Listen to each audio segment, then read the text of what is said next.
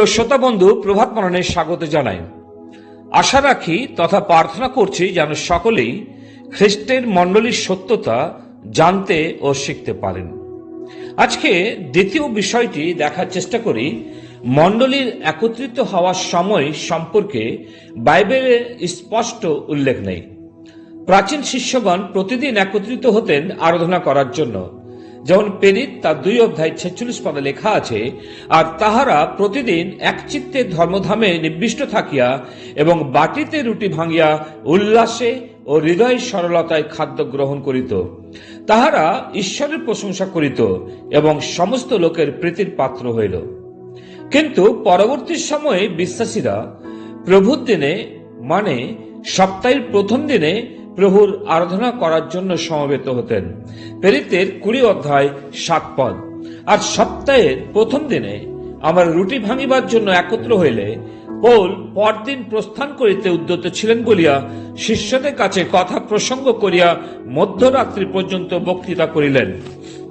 আমরা বিশ্বাসীরা সপ্তাহের প্রথম দিন বলতে রবিবারকেই বলে থাকি, কারণ রবিবার প্রভু যীশু খ্রিস্টের পুনরুত্থানের দিন। প্রিয়, আমরা প্রতিদিনই ঈশ্বরের আরাধনা করব, কিন্তু সপ্তাহের প্রথম দিন মণ্ডলীগতভাবে সমস্ত বিশ্বাসী বর্গ একত্রিত হয়ে প্রভু যীশুকে স্মরণ করে যাব। বিশ্বাসীদের সমাবেশ যেন বন্ধ না করে দিই। বর্তমানে অনেক ভ্রান্ত শিক্ষকদের বলতে শোনা যাচ্ছে চার্চে যাওয়ার প্রয়োজন নেই, নিজের বাড়িতেই ঈশ্বরকে আরাধনা করে যেতে পারি। আসলে সেই সমস্ত বিশ্বাসী বর্গ ঈশ্বরের আরাধনার গুরুত্ব বুঝতে সক্ষম হয়নি।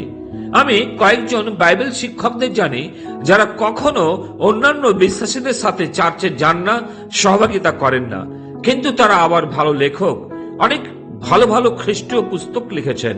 প্রিয়, বাইবেল বলছে এই ধরনের মুখোশধারী বিশ্বাসীরা হচ্ছে ভ্রান্ত শিক্ষক। এদের থেকে দূরে থাকাই ভালো। খ্রিস্ট বিশ্বাসী কখনো মণ্ডলীগতভাবে ঈশ্বরের আরাধনা থেকে দূরে থাকতে পারে না। ইব্রিয় তার 10 অধ্যায় 25 পদে লেখা আছে, আপনারা এই সমাজে অর্থাৎ মণ্ডলীতে সবস্থা হওয়া পরিত্যাগ না করি, যেমন কাহারো কাহারো অভ্যাস, বরং পরস্পরকে চেতনা দিই। আসুন ঈশ্বরের আরাধনাকে গুরুত্ব দিই। আমরা পবিত্র বাইবেলে লক্ষ্য করতে পারি যে খ্রিস্ট মণ্ডলীর সদস্যবৃন্দ কে। বর্তমানে অনেকের এমনই ধারণা যে কোনো ব্যক্তি চার্চের সদস্য পদ পেতে পারেন, এর জন্য একটি মাসিক চাঁদা বা টাকা দিতে হবে। হ্যাঁ, মণ্ডলীতে অর্থের প্রয়োজন আছে এবং প্রতিটি বিশ্বাসীর দায়িত্ব হচ্ছে মণ্ডলীতে অর্থ নিয়ে আসা।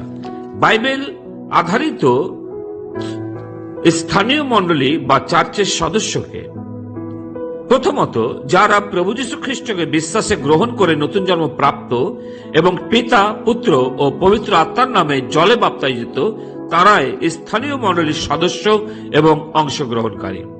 প্রেরিত তার 2 অধ্যায় 38 পদে লেখা আছে, তখন পিতর তাহাদের কহিলেন, মন ফিরাও এবং তোমরা প্রত্যেকজন তোমাদের পাপ মোচনের নিমিত্ত যীশু খ্রিস্টের নামে বাপ্তায়িত হও।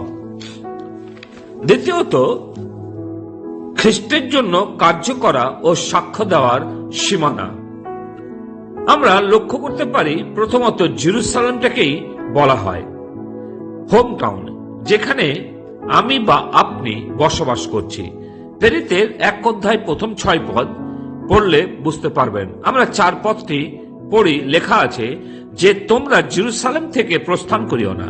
হ্যাঁ প্রিয়, প্রতিটি খ্রিস্ট বিশ্বাসীর উত্তর দায়িত্ব হচ্ছে যেখানে ও যাদের মধ্যে বসবাস করছি সেখানে খ্রিস্টের জন্য সাক্ষ্য দেওয়া ও তার পক্ষে কাজ করা। বিশ্বাসী হিসাবে আমরা কেমন সাক্ষ্য বহন করছি? প্রতিবেশী আমাদের সম্বন্ধে কেমন সাক্ষ্য দেয়? খ্রিস্ট যিশু আপনার সম্বন্ধে কি সাক্ষ্য দেবেন? দ্বিতীয়ত, জিহুদিয়া এবং সামরিয়া, এটা হচ্ছে আমরা যেখানে থাকি সেই প্রতিবেশী শহর ও গ্রামগুলো। যেমন প্রেরিত তার 2 অধ্যায় 1 থেকে 9 অধ্যায় 31 পদ পর্যন্ত পড়লে আপনি তার বুঝতে পারবেন। তৃতীয়ত, কৈশরিয়া ও আন্তিওখিয়া, নিজেদের জন্মস্থানের থেকে দূরে কোনো একটি জায়গা বা শহর বা রাজ্য অথবা দেশকে বোঝায়। প্রেরিতের 9 অধ্যায় 32 থেকে 12 অধ্যায় 24 পদ পর্যন্ত এই বিষয়ে লিপিবদ্ধ আছে। চতুর্থ, এশিয়ার মহাদেশ, যেমন প্রেরিত তার 12 অধ্যায় 25 থেকে 16 অধ্যায় 5 পর্যন্ত সাধু পৌলের সুসমাচার অভিযানগুলো পড়লে ও দেখলে বুঝতে পারা যায় যে তিনি এই সমস্ত জায়গা ও দেশগুলোতে কিভাবে খ্রিস্টের পক্ষে কাজ করেছেন ও সাক্ষ্য দিয়েছেন। 5 নম্বর, সাধু পৌল ইউরোপে কাজ করেছেন, যেমন প্রেরিত তার 16 অধ্যায় 6 থেকে 19 অধ্যায় 20 পদ পর্যন্ত। এরপর তৃতীয় সুসমাচার অভিযানের শেষে আমরা 6 নম্বর দেখতে পাই রোমে সাক্ষ্য দিয়েছেন, প্রেরিত তার 19 অধ্যায় 21 থেকে 28 অধ্যায় 31 পদ পর্যন্ত। প্রিয়, যখন প্রেরিতের পুস্তক পাঠ করবেন, কিভাবে কাজ করতে হবে ও সাক্ষ্য দিতে হবে তা বিভিন্ন দাসদের জীবন থেকে শিখতে পারা যাবে। তাই আসুন আমরা প্রত্যেকজন খ্রিস্টের পক্ষে কাজ করি ও তার জন্য সাক্ষ্য বহন করি, যেন মণ্ডলী বৃদ্ধি পায়। ঈশ্বর তিনি তার বাক্যে আমাদের প্রত্যেককে আশীর্বাদ করুন। পিতা ঈশ্বর, তোমাকে ধন্যবাদ দিই যে তুমি আমাদের চাও যেখানে আমরা আছি সেইখানে যেন খ্রিস্টের পক্ষে আমরা সাক্ষ্য বহন করি। আমাদের অনুগ্রহ দাও যেন আজকের সকালেও আমরা প্রভু যীশু খ্রিস্টের পক্ষে সাক্ষ্যকে বহন করি। প্রার্থনা মুক্তিদাতা প্রভু যীশুর নামে চাই, আমেন।